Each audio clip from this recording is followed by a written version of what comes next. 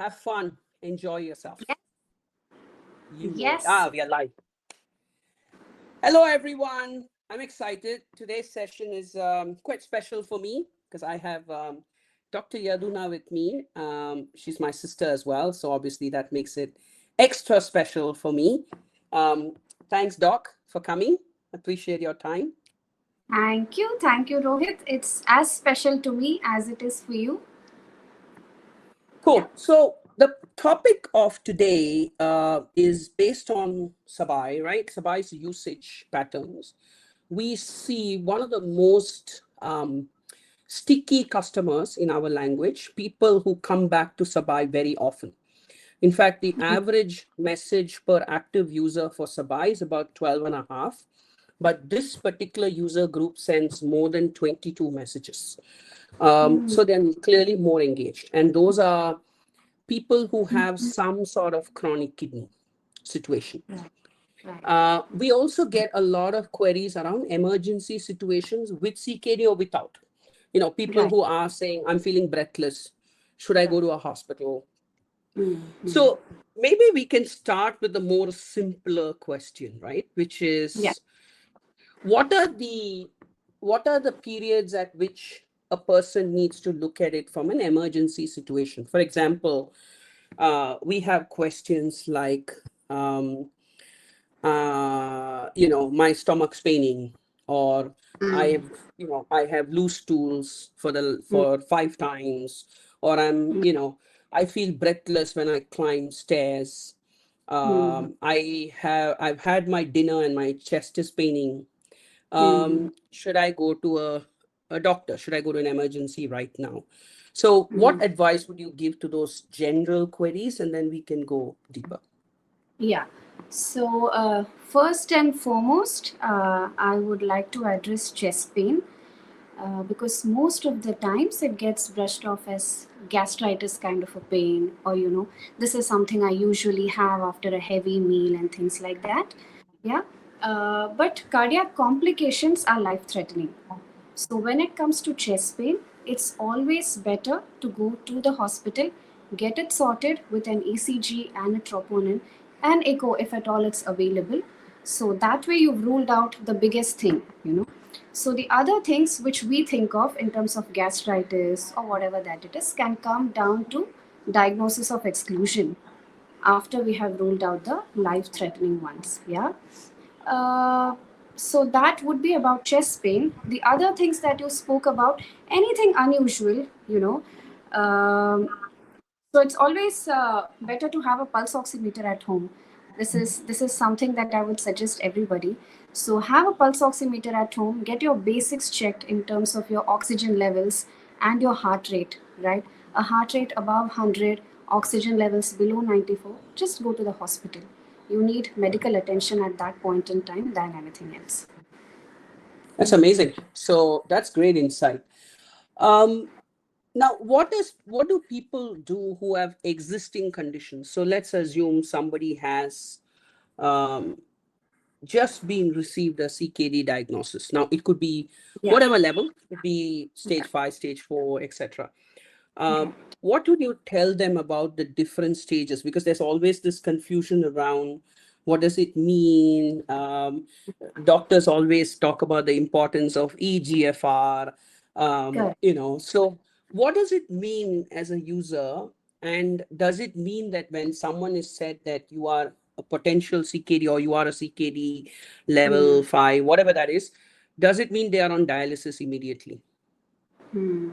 Oh, that's a very good question. Um, so before I go ahead, I think I should make it clear that not every diagnosis of CKD requires dialysis. Right? So CKD is staged into 5 different classes, each one depending on the EGFR that you just mentioned. So that's just your kidney's ability to filter better. So stage 1, 2, 3 is usually medical management, lifestyle changes, wait and watch, have your regular checkups, get your diabetes, blood pressure, and all of that under control. Stick to the fluid restriction, the salt restriction. It's only when the metabolites and the toxins start building in your body to an extent where the kidney cannot really filter it out of your body is when you need dialysis. That's usually stage 4 and stage 5, but not in the initial stages. But the beauty of CKD is, just like the name suggests, it's chronic. It builds up over time, you know. So when you start, once you've been diagnosed with CKD, once you start the medical management and stick to it, you can definitely delay the progress of it. And you know, there's so many people who go on for decades without dialysis. Some people live their entire life with CKD without having been dialyzed even once. So it all starts with when you diagnose, how you stick to your lifestyle changes and the rest of the medications, and that's majorly what determines if you would go to a stage of dialysis or not. Okay. Can you tell us a little bit about terms like EGFR? What does it mean for a common man? Because EGFR is when we the read a medical report, we see all these yeah, terms, right? It's quite right. complicated. So tell us a little bit about that. So EGFR is the glomerular filtration rate. That is basically the rate at which blood enters your kidney and filters to come back into circulation. But having said that, EGFR is not the only determinant to decide if somebody needs dialysis or not. It's majorly used to classify CKD, but not everybody with a very low EGFR ends up being dialyzed, you know. So there are multiple factors that come into the picture. It's not always EGFR. EGFR is mainly for categorization. But having said that, people who fall in category 4 and 5 end up requiring dialysis. Yeah. So as the EGFR goes down, your category goes higher up in CKD classification. It's basically your kidney's ability to filter things. That's what it says. I'm going to ask this question, which was asked last week, but I think it's a great question. Somebody said that they have diabetes. Their mother and aunt has diabetes. It was, if I remember correctly, it was Shalini, one of our users, who said, my mother and aunt have diabetes. So am I on my way to get diabetes as well? So similar question from a kidney perspective. How much does genetics play a part? Is genetics unavoidable? If it's in the family, you're going to get it. So there are few things which are congenital. You are born with it, right? And there are few things like CKD that you develop over time, which have a predisposition with patients who have diabetes and blood pressure, right? Again, that is related, that has a bit of genetic correlation. You can have it if people in your family have had it, but not necessary that you will have it for sure. It's about understanding that it's running in the family, recognizing it earlier on, and starting off all your lifestyle modifications by the time you turn 35 or 40. So it's not always that you end up with it. It's good to recognize that it runs in the family, so that way you can keep a watch on it and have your regular follow-up. But it's not always that they end up with CKD, except for the congenital conditions, that is. Okay, that's good. Yeah. What sort of dietary aspects should someone who's, like I mentioned, or maybe just received a CKD diagnosis, what sort of dietary, we get very interesting questions on Sabai. For example, can I eat spicy food because I'm a CKD patient? Can I exercise? My friend said I shouldn't exercise once you have, CKD. It's kind of almost like a myth buster kind of a thing. So I think, from a diet and fitness and nutrition perspective, again, I'm not expecting a detailed nutritionist answer, but high level, what sort of advice would you give, people? It's salt, yeah, the sodium levels in your body. So the recommendation is to keep it under 5 grams.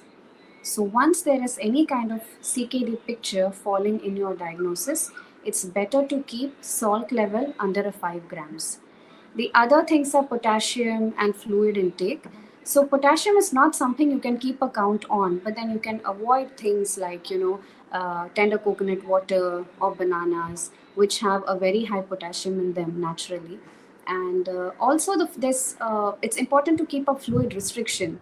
So the right person to tell you the amount of fluid you need to be restricted to would be the nephrologist, because it again is category dependent, right? Background dependent in terms of their coexisting medical conditions and things like that. But it's important they stick to the fluid restriction, which can range anywhere between a liter to 1.5, and the salt restriction, and to make sure the potassium intake is also monitored, because potassium can cause arrhythmias, fatal arrhythmias. Fluid overload can cause many other problems, especially in patients with CKD, because their body is not going to be able to filter it out. These are the basic things they need to stick to. When it comes to exercise, yes, in moderation, exercise is required, because it's the exercise that's also going to keep the diabetes under control. Yeah, so there is no restrictions when it comes to exercise, but yes, exercise in moderation. Yeah, that is after making sure you have worked your heart profile up, you know how your heart functions, you know what your echo is like, and then just make sure you exercise in moderation. Okay, we have our first question from Stephen. So I'll go back to my set of questions later because I always give preference to the actual questions because I actually think it's a very good question. Stephen, we never know whether it's the real name, but doesn't matter for us. Stephen says his EGFR is 73, but the Mm-hmm. doctor says you don't need to worry about it. But Right. when I check, everywhere it says EGFR 73 is abnormal. Why is EGFR that? 73 is definitely abnormal because it does not fall in the normal range of EGFR, which should be well above 125. But that does not mean he's somebody who needs to get himself dialyzed. It only means he falls in the spectrum of CKD. All he needs to do is watch what the trigger factors are, as in watch his lifestyle modifications, make sure he controls his blood sugar levels, his blood pressure levels, make sure he gets his routine checkup. It's only when things add on, like I said, to an extent where your body is not able to filter out toxins is when they need dialysis. But an EGFR of 73 or 75 or whatever it is not something to worry about unless any of these come up. But it is Okay. abnormal because it's not in the normal range. So your apps are going to tell you it's abnormal. That does not mean his CKD has blown up to a rate where he needs to get dialyzed. Interesting. Hmm. Yeah. This is why we always tell our users that Google or technology or even Sabai is here just to give you insights. We can't do what a doctor does, right? So we look at data and tell you this is what the data tells you, but we can't put it in the way you have, explained it. Okay, I have a It is question. safe as well, because the first thing you do is Google and see what it means. And if Google's going to give you a heads up, it's safer. It's instead of having Google say something like, "Oh no, don't worry, you don't need dialysis." If Google's going to tell you something like it's abnormal, you'll obviously look into it and make sure you get all the advice that you need. So I think it's better that way. Okay, I don't know if it's a trick question. Can I have alcohol as a someone who's on CKD spectrum? No details given by Phoebe. No, alcohol is not something that you should have when you're on CKD spectrum. It is a diuretic. It will wash out water from your body. It will pull out salt as well along with water. Alcohol is not really something you can have when you're anywhere in the CKD spectrum. How much does culture play a role in CKD, doc? Because we notice CKD is obviously quite prevalent in Thailand, for example, because obviously the food has high sodium. It's a bit like India and diabetes. So how much of is culture playing a role from your perspective? I think it plays a very big role because, see, a high sodium diet is going to give you a very high blood pressure, right? And CKD and blood pressure have a two-way relationship. One worsens the other. Yeah. So anything that's going to work around your blood pressure, anything that's going to increase your blood pressure is going to eventually harm your kidney as well. So culture, food intake does matter. There is Okay, let's go definitely an back to my. Sorry. Go ahead. I said there's definitely an association between culture and CKD. Okay, let me go back to my questions. A patient has been on dialysis for a while and they are feeling much better. They wonder Mhm. that if they can ever get off dialysis or is dialysis a one-way road? Okay, so we need to understand dialysis is not a treatment for a damaged kidney. Dialysis is only trying to help you with the after effects of a failed kidney. So it's only going to filter out what your kidney cannot. It is not going to cure or heal your kidney, right? But having said that, there are broadly two categories into which dialysis falls. There's something called an acute kidney injury, and there's something called a chronic kidney disease, the CKD. Yeah. So acute kidney injury happens, say, when there is a very severe sepsis, too much of dehydration, some kind of shock that your body is has been subject to, that causes your kidneys to not function optimally, and Hmm. that's when you need dialysis to let your kidney rest and recover. So once you're able to address the trigger, you can obviously come off dialysis in case of an acute kidney injury. But for somebody who's got CKD and is on regular dialysis, it's quite impossible to come out of dialysis. That's great. What about the mental aspects? How much does fatigue play a part in a CKD patient's journey? It's hard, right, to know It that is, it you is have to. hard. Yeah. See, that's because their lifestyle is restricted. They end up going to the hospital 3 times a week. They end up spending 4 hours each time they go to the hospital only on dialysis, Mm, right? Number of hospital visits, the restricted lifestyle, the food restrictions, all of that kind of definitely acts, acts up in their head, and it is. They are definitely at a risk of depression because of all of this. mm, So yes, and I think it's very important for the family members, to encourage more discussion regarding this thing. Regarding the symptoms that they feel. Make sure you watch out on how they are in terms of taking interest in the activities that they enjoy or socializing. Make sure they don't retract to themselves, because it's definitely not a great thing to feel like a patient every day of your life. So definitely mental fatigue is definitely a concern, but a good amount of counseling and understanding from the family helps them come out of it. It's important to make them feel like dialysis is just a part of their life. You don't make them feel like dialysis is their entire life. mm. Okay, we're going to switch a little bit back to emergency because someone has a question which I can really relate to it. Arisara says she has, okay, I'm going to read it. For someone with IBS and chronic stomach gas issues, I don't know what that means, chronic, I don't know. I have to regularly go to emergency because I have all kinds of pains only to come back saying nothing is wrong. So is there a way I can not go to an emergency, but I panic every time I have pain? Right. So all she needs is a full workup, right? Hmm. She needs to visit the medical gastroenterologist, see what is wrong, see what's causing her to have all these issues, and put her on medications for long term, right? And just have a regular follow up. And they can also come up with a plan of medications she needs in case she has these exacerbations, these episodes that she keeps having often, and what kind of IV medications she can have. Sometimes oral medications do not really help, especially when they have these episodes, and all they need is some IV medications. So if they have a plan from their medical gastroenterologist who's worked them up completely in terms of a scopy and everything, I think it'll really spare her all the trouble going to the emergency often. And it's also reassuring, when you've put in a Yeah. camera and you've looked into everything, it's quite reassuring, at least for the next year, before you have your routine checkup all over again.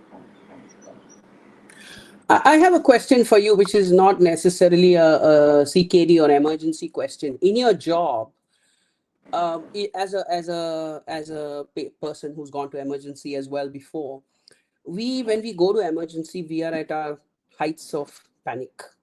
Yeah. I think when it's my own situation, less so, but when it's my kids, especially when they were smaller, it's like heights of panic, right? You're difficult to control your emotions, difficult to control yourself, etc.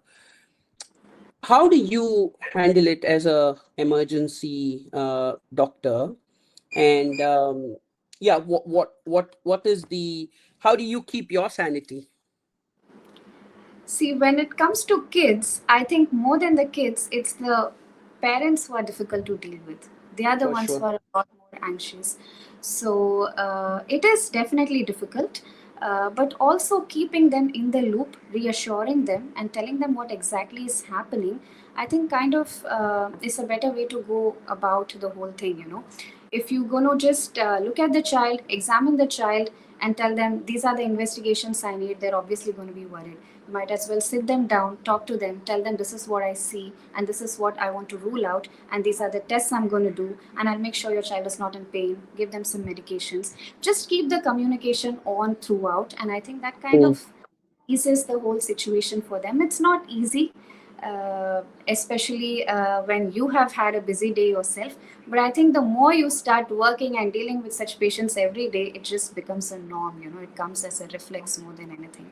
But I think the most important thing is to keep them in the loop all throughout. One of the topics that we often hear is infections being a big risk for CKD and dialysis Mm. patients. Mm. Um, what are the common types of infections, and are there any simple everyday habits that we can adopt to prevent these complications if people are either on dialysis, which is more extreme, but if they're on even on the border, the CKD, whichever stage that you mentioned, 1, 2, 3, Right. how can they reduce infections? Right. So, when it comes to dialysis patients, their risk of infection is obviously a lot more than the ones who are not getting dialyzed. That's also because they have frequent hospital visits. There's a Mm, lot more exposure to infections when they are visiting the hospital, and they're spending a good 4 or 5 hours sitting there in the hospital, right? mm, Alongside, they have a restricted diet. Their nutrition might not be, optimal. Yeah, and they also have a weak immune system, in the mm, sense compared to a normal person. For a person with CKD to fight an infection, it takes longer. That's the reason they build mm, fever later. So a mm, normal person might develop fever maybe within a day of infection, but a person with CKD might take 2 to 3 days to spike fever, you know. mm, So that's how mm, slow the immune system can be. The mm. first and foremost is hand hygiene, most important, and to wear a mask when they go to the hospital. That's another thing. If anybody in the family starts sneezing or seems to be having a flu, it's better they also start wearing the mask. And there are vaccinations, these flu vaccines and things like that. It's important they have those vaccines regularly according to the schedule, and stick to all the restrictions in terms of food and fluid, have your medications, and like I said, always get yourself checked with a pulse oximeter at home. A little bit of cough, make sure your oxygen levels are fine. You seem more tired than usual, make sure you go to the hospital and get yourself checked.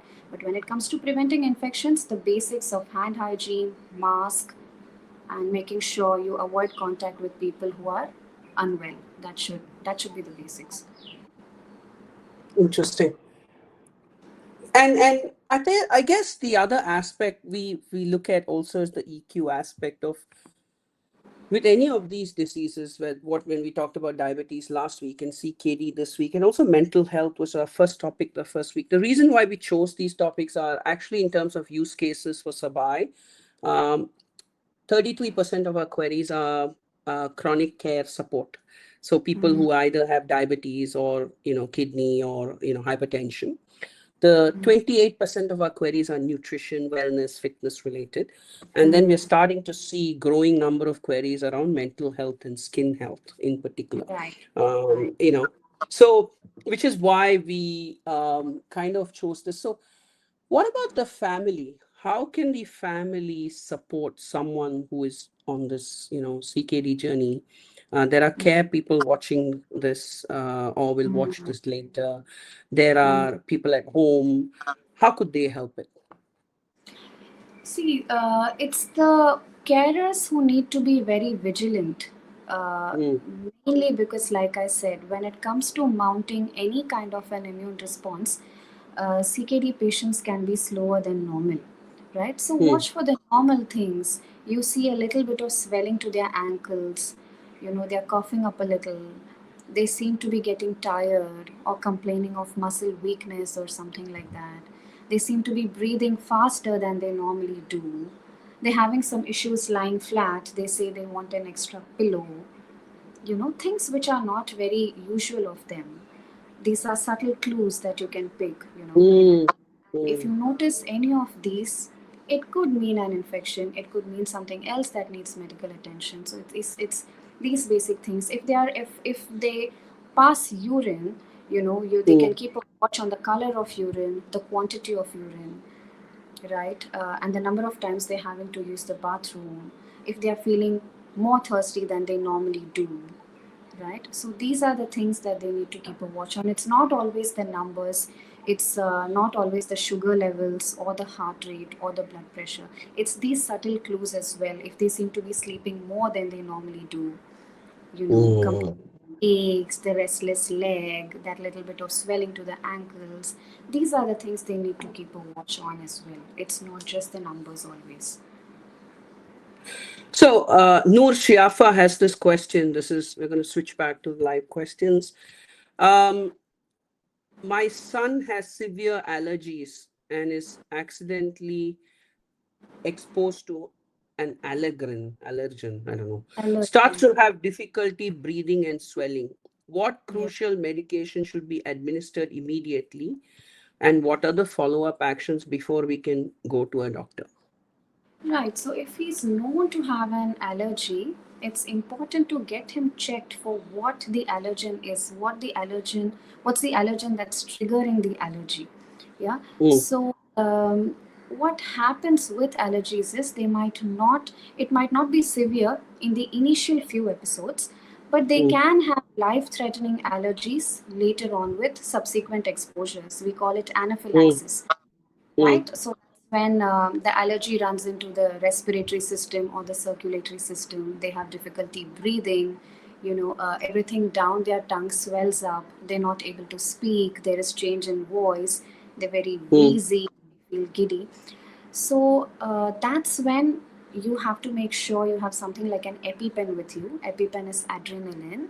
So if you have been diagnosed to have an allergy or an anaphylaxis, it's easier to have EpiPen with you with a prescription, right? So I'm not sure if Malaysia has EpiPen, but then this is how it used to work in the UK in the NHS.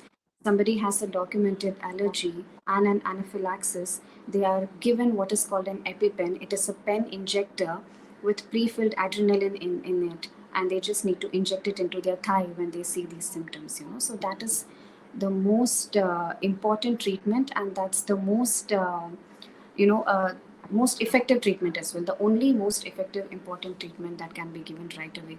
So in her case, she should get checked. Avoid the allergen, the first thing, but if at all there's an accidental exposure, rush immediately to a hospital.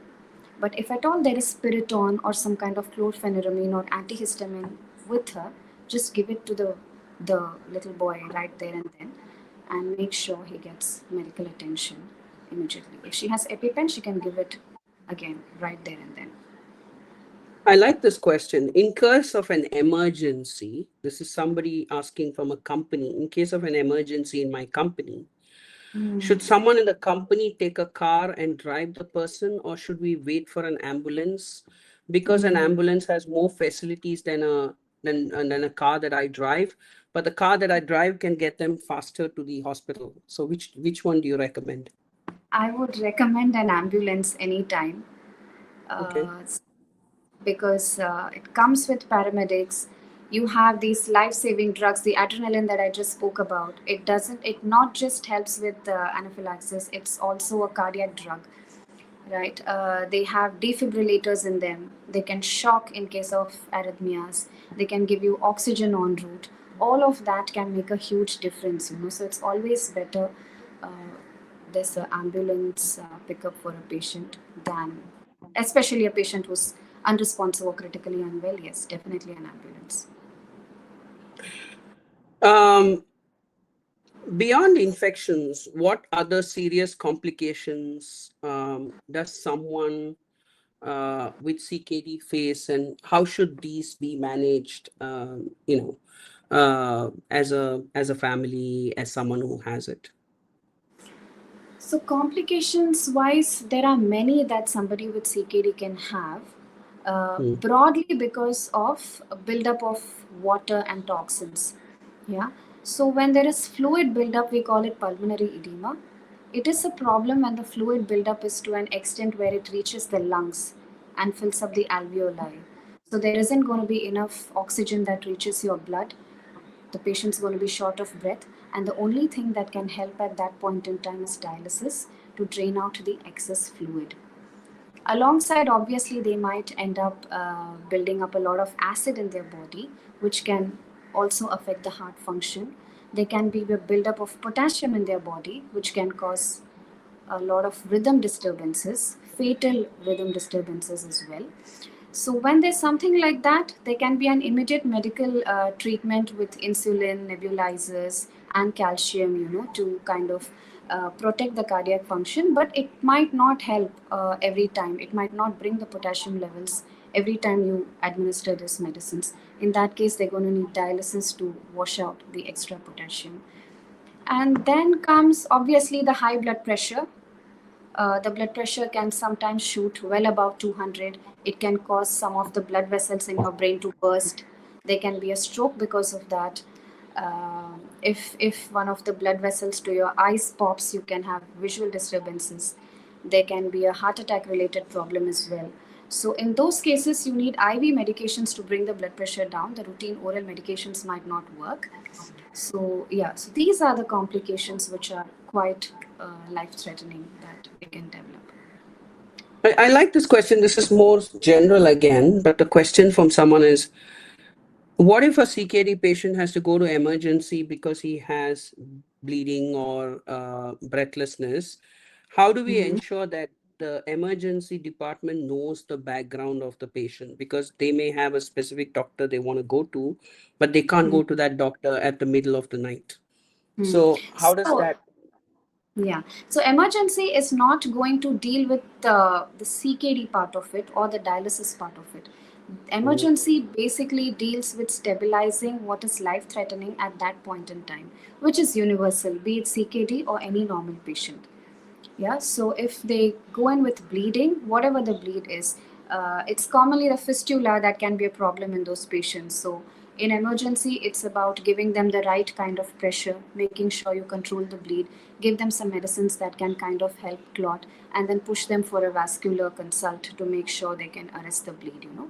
So the emergency treatment in such circumstances does not really need the doctor to have a good idea about what kind of dialysis it is, and the other nuances of nephrology, because what they are dealing with doesn't really need the nephrology to come into the picture at that point in time. It's more about stabilizing the patient, but they might need the basic information in terms of how often they get dialyzed, when was their last dialysis, and things like that. But apart mm, from that, nothing really.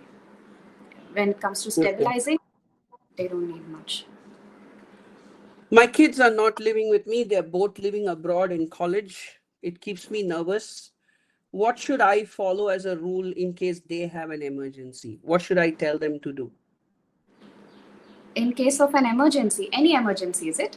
Yeah, I guess the advice is more from a parent who's saying the parents are abroad, but if they have a medical emergency, obviously they're abroad. So what should they be doing? Right. How can Seek I help. guess, yeah, manage it? Seek medical help. Do not normalize symptoms until you have it tested and verified by somebody who knows their stuff. So don't normalize it. If there's any emergency, go to the doctor, get it checked. Okay. A dialysis patient is traveling. Um, what are the things they need to do when they are traveling, and what risks and advice would you give them Hmm. while they are traveling? So when they're traveling, they need to make sure they have their dialysis prescription with them. So the dialysis prescription is a technical.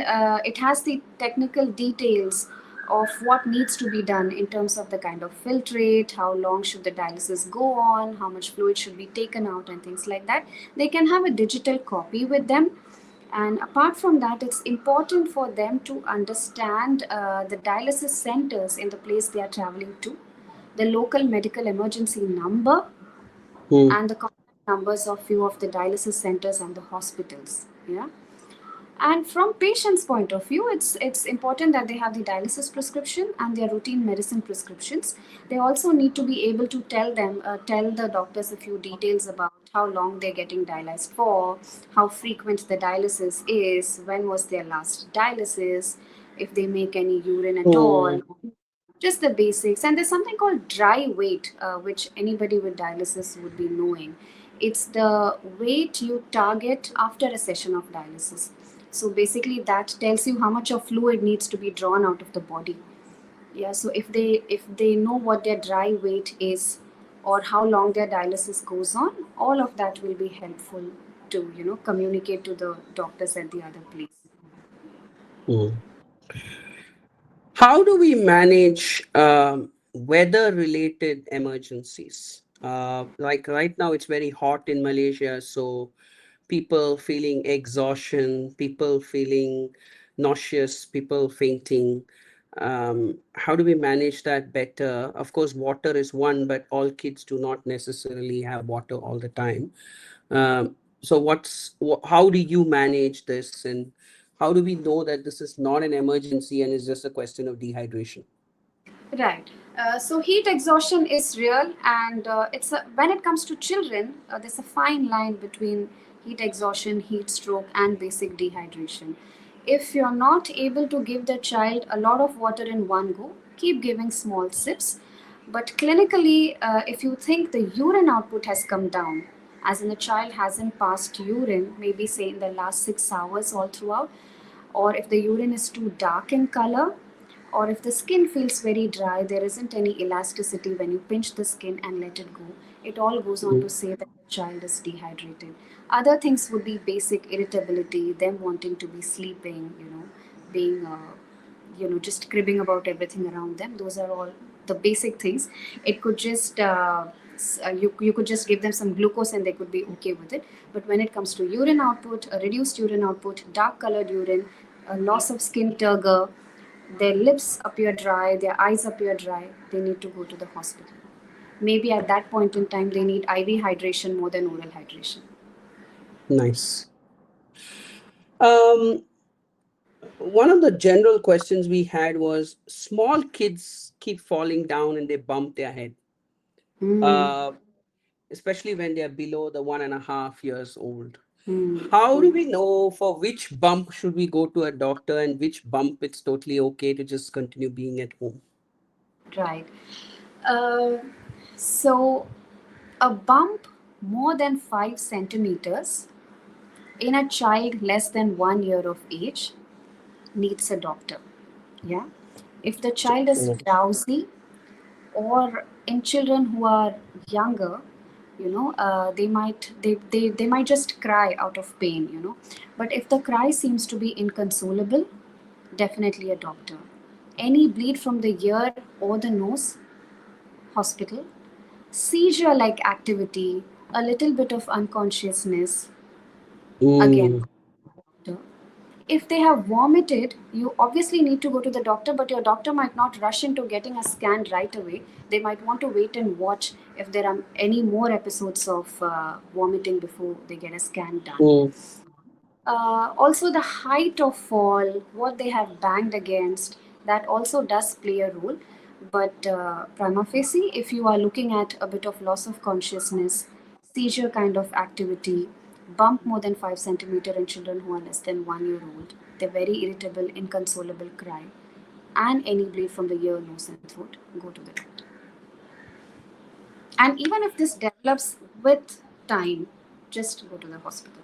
It might not happen immediately. Some children might have these coming in maybe after 2 to 3 hours. Just go to the hospital once they have these symptoms. Mhm. Yeah. Okay.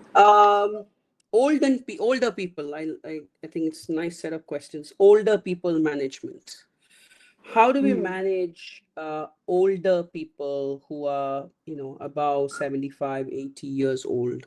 Their Hmm. emergencies present itself differently because they tend to have something already. At least majority of them would have some condition.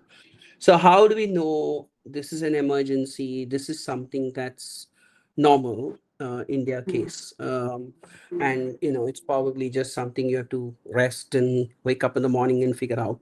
Uh, Again, it's more generic question, but I guess it's nice input for those kids and caregivers who have much older people in their house. Yeah, yeah. So when it comes to extremes of age, children and the geriatric population, they deteriorate very quickly, and most often they might not clinically show what's happening to them, but Oh, at the point of deterioration, they just deteriorate very quickly. So again, anything unusual, get them checked. But by unusual, don't wait for it to spike up to a level where they're unconscious, or where they appear to be confused and things like that. Caretakers of elderly patients, obviously the ones who are on incontinence pads, will have an idea of how often they need pad change, what the color of urine is. They will have an idea of how their intake is. They also do a routine monitoring of their blood sugar levels and the blood pressure and things like that. So if you have consecutive readings which are not falling in their baseline range, it need not be in the normal 120/80, but they will have their own baseline range. So if anything is off the range consecutively for a couple of days, yes, definitely go to a hospital. They'll need to be checked. okay. I'll have one more question from, and then I'll go to one more probably closing question and open the floor to you for any last comments. So this person says that their kid has some autoimmune condition, hasn't given the details, says with the autoimmune condition, there are always situations that happen from difficulty breathing and swelling. Uh, when should I know that in this case I should be going to a doctor? But it's a known fact that this kid does have difficulty breathing and swelling, and it's something they're dealing with. It seems a little technical for me, but I guess the question is, when should they wait to go meet the normal doctor? It sounds similar to the earlier kid question. And when should they just, wait for the next meeting? Right. So this is a little difficult to answer because I don't know what autoimmune condition they're talking Yeah, about, and I yeah. don't know to what extent the child is on medications, because Mm, somebody mm. who has autoimmune conditions is also put on immunosuppressants, to suppress their immune response. They might be on basic steroids or sometimes a high-end immunosuppressant to bring their immune response down, so there aren't any symptoms with the child. So it's difficult for me to answer just with the details that I have been given. But if the child is on immunosuppressant, they are at a very high risk of infection. Heart rate above 100, temperature when it rises 99 plus, or when they have an oxygen level less than 94, do get them checked. These are the What is basic 99 in Fahrenheit? In this thing, is it 37? 30, 38.5 plus 38.7 plus, something like that. So this Okay. is low grade fever. It's not high grade fever. But then in these circumstances, we count high grade fever as fever only because the immune response is not, as strong as the normal children. I have a general question, and then I'll open it for you for your closing remarks. So, what advice do you give to people to be more prepared for emergencies? We talk, companies do CPR training, different things. So, as an emergency professional, what advice would you give us so that not just our case, but we are there to help someone? Yeah. What are the things we should keep in mind if someone is an emergency? I can tell my own driver, who was with me for 8 years, I was not there with him at that time. He had a heart attack, a massive heart attack. His heart stopped working for 17 minutes. He today Mm. survives as a normal person. He was at my book launch. Amazing. But yeah, obviously people got him in an ambulance to the hospital. I was not there. It was after my times. But thankful he was at the launch smiling, and I was so happy. I went to the hospital to see him. He had 3 blocks, and yeah, but he survived and he's back. again. So yeah, so again, how can people help people in an emergency? What are the things they need to keep in mind? I think it's important to have an idea about basic life support of how CPR should be done. I have had talks given at many corporate setups. We've also had talks given at schools as well. So I think if we can make it a routine, for all these people to understand how CPR is done, or to even recognize that the patient is in a cardiac arrest would mean a huge difference. So I think it's more about educating, getting to know what cardiac arrest is, and if at all there's anybody around who can help with the CPR, just get started with it, right? Because it's the minutes that count, and when you're giving CPR, Mm, actually externally helping the heart pump. So it's the minutes that count, and somebody who can identify a cardiac arrest and start CPR on time can make a huge difference to that person's life. So it's about uh, just getting, just educating people, and it's important to not harm, you know. So that's another important thing. So they need to know what they're doing and they need to do it right, and that can happen only if there has been adequate training that's been happening locally and at school level and corporate levels. But so when what in doubt, advice call do the you? ambulance. Yes, yeah, I I said agree. when in Yeah, doubt, very call the true. ambulance. Yeah. Yeah. Okay.